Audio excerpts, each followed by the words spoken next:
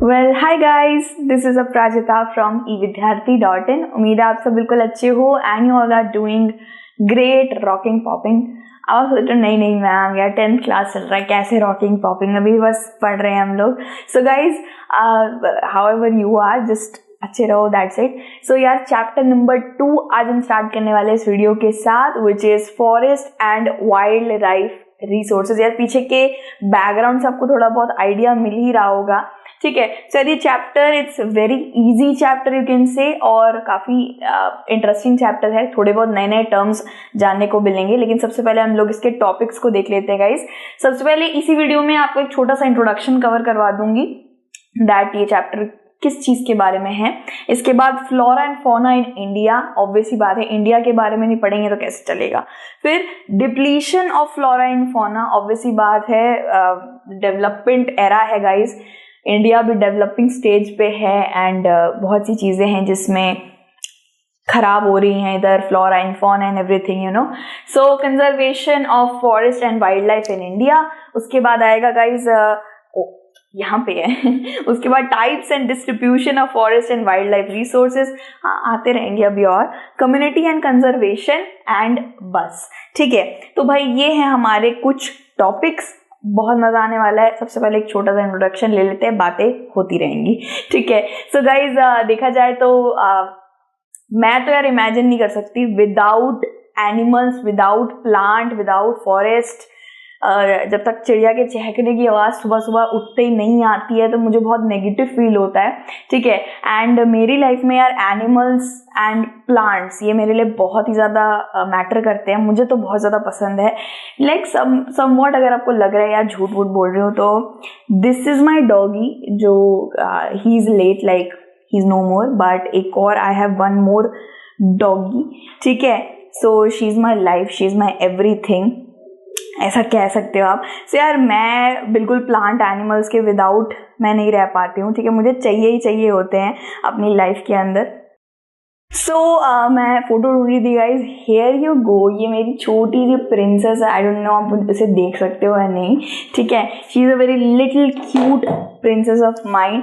And वैसे यार I hope आप लोग भी, आपके यहाँ पे भी पेट होंगे, आपके यहाँ पे भी बहुत सारे प्लांट्स बाहर पड़े रहते होंगे, ठीक है। इवन शायद आपकी मम्मी वगैरह को या आपको भी बहुत ज़्यादा शौक वॉक होगा प्लांट्स इन सब का। सबके घर में इंडियन हाउस होल्ड में तुलसी ज़रूर रखी जाती है, ये तो एकदम पक्का पक्का है। सो गाइज ये पूरा चैप्टर इसी पे बेस्ड होने वाला है।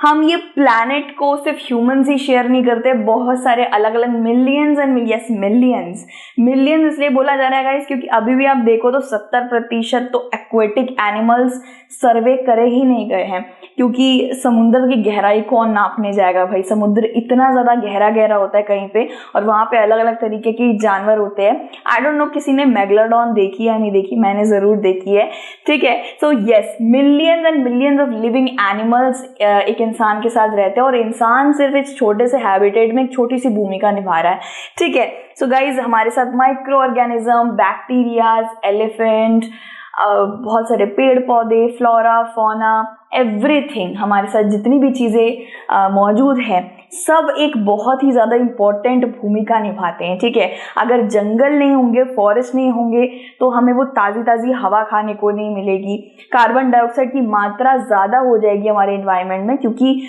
फॉरेस्ट और पेड़ पौधे ही होते हैं जो कार्बन डाइऑक्साइड को सोख लेते हैं, ऑक्सीजन की मात्रा भी वही बनाते हैं, ठीक है।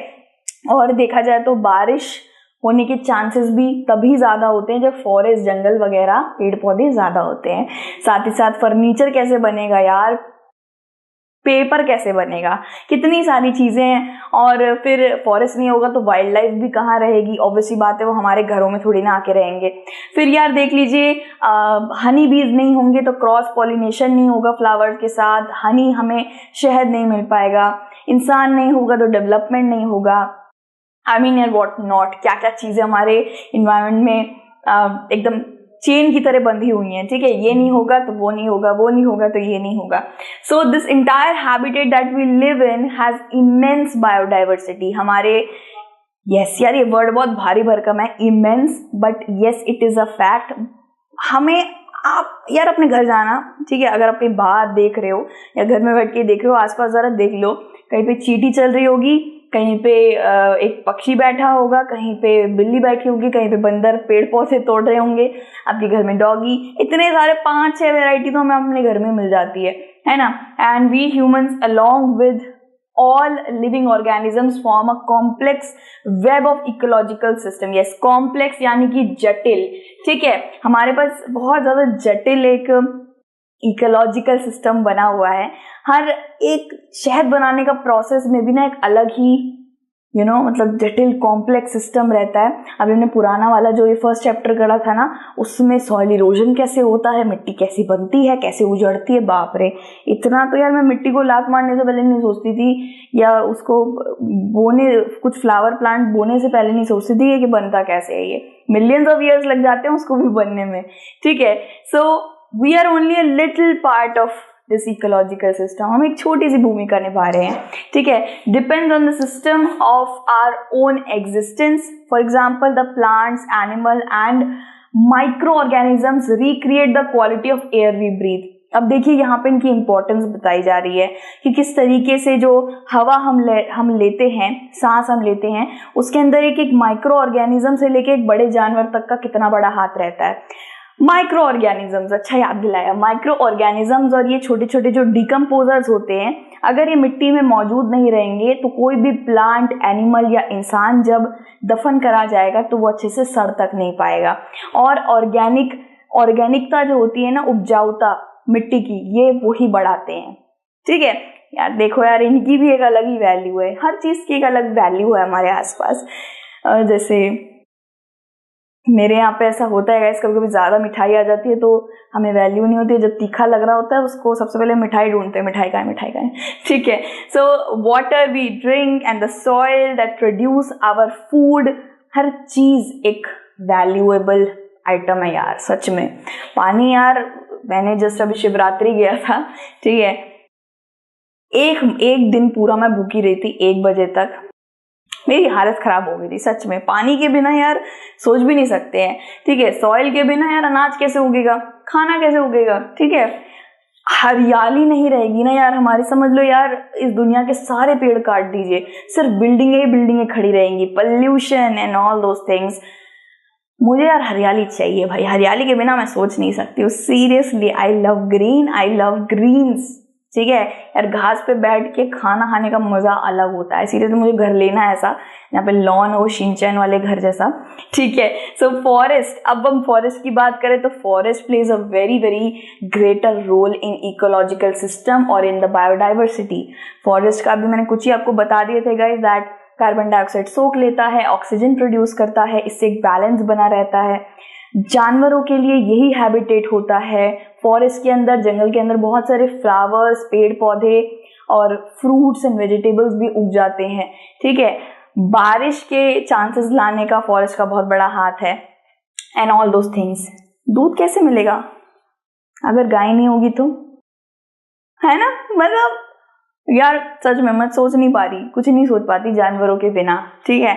जानवरों के बिना सीरियसली जब मेरा बहुत ज्यादा मूड ऑफ होता है या बहुत गंदा खराब दिन जा रहा होता है एंड मैं सीधा अपने घर जाती हूँ, घर तक जाके अपने डॉग को इतनी पुच्चियाँ करती हूँ, मेरा दिन ठीक हो जाता है। तो यार इनके बिना सोचना अगर बिल्कुल एकदम मैं एक्सप्लेन भी नहीं कर सकती, इनके बिना मैं नहीं सोच सकती अपनी जिंदगी। So which all the living beings depend है, एक दूसरे पे डिपेंड है यार। ये भी है कि सारे लिविंग बींग्स ना एक दूसरे पे डिपेंड हो रखे हैं, कोई किसी चीज के लिए, कोई किसी चीज के लिए, okay. And we are to depend. सबसे बड़ा एग्जाम्पल दे दूं तो यार भगवान खुद डिपेंड है जानवरों पे। सवारी है ना, भगवान की सारी सवारी जानवर ही तो है, ठीक है। सो जानवर, पेड़ पौधे, इसके बिना हम जिंदगी नहीं सोच सकते यार, ठीक है। सो यही बस समझ जाओ, एक छोटा सा ग्लिम्स दे दिया आपको कि यही सब पढ़ने वाले हम इस चैप्टर के अंदर, किस कैसे करके इनको बचाना है, क्या चीजें एक्सटिंक्ट हो रही हैं, क्या चीजें खत्म हो रही है, सब हम पढ़ने वाले हैं, ठीक है। तो यार स्टे ट्यून्ड रहिए भाई flora and fauna in India वाले टॉपिक के साथ। टिल देन आप अपना ध्यान रखिए और अगर किसी के पास पेट है, जानवर है, कुछ भी है तो उसको जल्दी से पुच्ची कर दीजिए जाके। मेरे को फोटो दिखा देते तो मैं तो कर देती, ठीक है। तो God bless you everyone, take care and जय हिंद, बाय बाय।